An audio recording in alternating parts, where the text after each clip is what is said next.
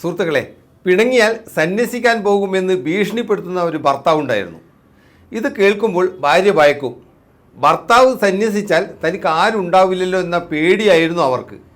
എന്നാൽ ഭർത്താവാകട്ടെ ഭാര്യയുടെ ഈ പരിഭ്രമവും ഭയവും നന്നായി ആസ്വദിക്കുന്നുണ്ടായിരുന്നു.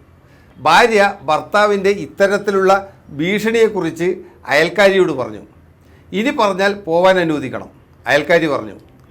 അടുത്ത ദിവസം ഭാര്യയോട് പിണങ്ങിയപ്പോൾ ഭർത്താവ് പറഞ്ഞു, ഞാൻ ഇപ്പോൾ പോകും, അങ്ങോട്ട് ഇഷ്ടം പോലെ ആയിക്കോട്ടെ. ഭാര്യ പറഞ്ഞു. ഇത് കേട്ട് ഭർത്താവ് ഞെട്ടി. ഇത് അയാൾ ഒട്ടും പ്രതീക്ഷിച്ചതല്ല. പറഞ്ഞ വാക്ക് പിൻവലിക്കാൻ പറ്റാത്തതുകൊണ്ട് അയാൾ ഇറങ്ങി നടന്നു. വീടിൻ്റെ പടി ഇറങ്ങുമ്പോഴും അയാൾ പറഞ്ഞുകൊണ്ടിരുന്നു, ഞാൻ പോവുകയാണ് എന്ന്. ഭാര്യ ഇത് കേട്ടതായി നടിച്ചില്ല. അയാൾ എങ്ങും പോകാതെ വീടിൻ്റെ സമീപം ഒളിച്ചിരുന്നു. ഭാര്യ അന്വേഷിച്ചു വരുമെന്ന് പ്രതീക്ഷിച്ചു. എന്നാൽ അവർ അയാളെ അന്വേഷിച്ചതേയില്ല. വൈകുന്നേരം ഭാര്യ കണ്ടത് വിചിത്രമായ ഒരു കാഴ്ചയായിരുന്നു. തൊഴുത്തിലേക്ക് മടങ്ങുന്ന പശുവിൻ്റെ വാലിൽ പിടിച്ച് ഭർത്താവ് വരുന്നു. ജാളിതയോടെ അയാൾ പറഞ്ഞു, എന്നെ നമ്മുടെ പശു വിടുന്നേയില്ല.